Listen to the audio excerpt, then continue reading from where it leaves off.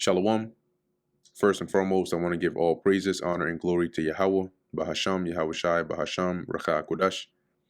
Double honors to the elders and the apostles of Great Millstone, and peace and blessings to the elect. And today we're going to go into the book of Psalms, the 48th chapter, right? The beauty and glory of Zion. A song and psalm for the sons of Korah. Great is the Lord Yahweh, and greatly to be praised, in the city of our God, in the mountain of his holiness. Beautiful for situation, the joy of the whole earth is Mount Zion.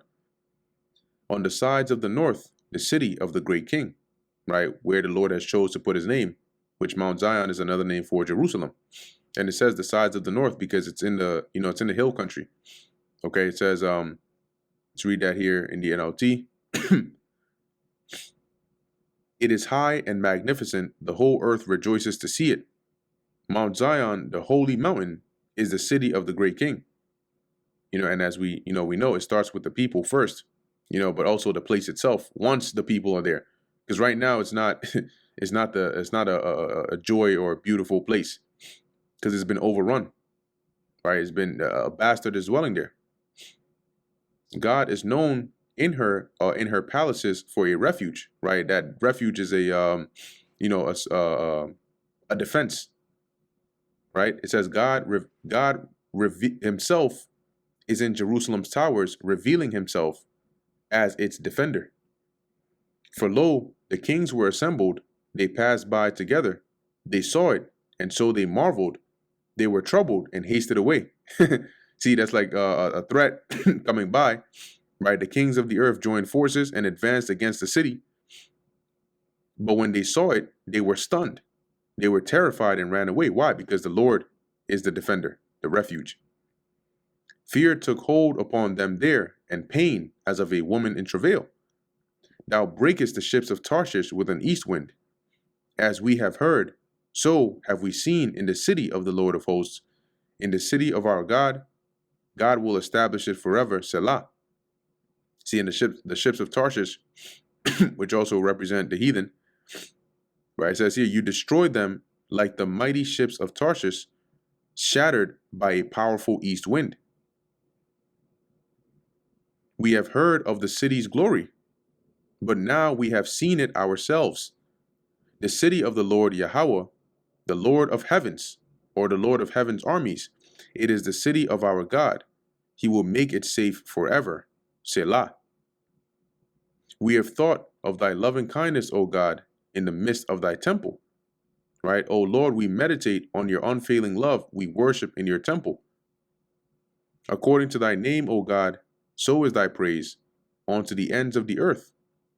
Thy right hand is full of righteousness. Okay, and once again, right, who is that right hand? He was also known as the king of righteousness, Malak Tazadak, right, which is Yahweh Shai. But as it says here, as your name deserves, O God, you will be praised to the ends of the earth. Your strong right hand is filled with victory. And is that not how we are going to gain the victory through the right hand of the Lord? Let Mount Zion rejoice, let the daughters of Judah be glad, because of thy judgments. Because through the judgments of the Lord, justice, right, will be executed and righteousness will be brought back into the earth. And who is that going to benefit? Israel, first and foremost. Because judgment and righteousness means we get a kingdom. We get to rule. Walk about Zion and go round about her. Tell the towers thereof. Mark ye well. Tell likes to count. Let's read this in the NLT. It says, go inspect the city of Jerusalem. Walk around and count the many towers. Verse 13, mark ye well her bulwarks. Consider her palaces, that ye may tell the generation following. See, it's like take note, okay, of how the Lord is set up, Jerusalem. There you go. Take note of the fortified walls and tower all the citadels, that you may describe them to future generations. Verse 14, for this God is our God forever and ever. He will be our guide even unto death. For that is what God is like. He is our God forever and ever. and he will guide us until we die. Because the Lord is faithful, right? And we trust and believe in that. This is why David said, blessed is the nation whose God is Yahweh. See? Because we actually have the one true living power who will guide us even unto death. And that brings us to the end of the book of Psalms, the 48th chapter. Lord willing, that was edifying to the elect. In closing, I want to give all praises, honor, and glory to Yahweh, Bahasham, Yahweh Shai, Bahasham, Racha Kodesh. Until next time, Shalom.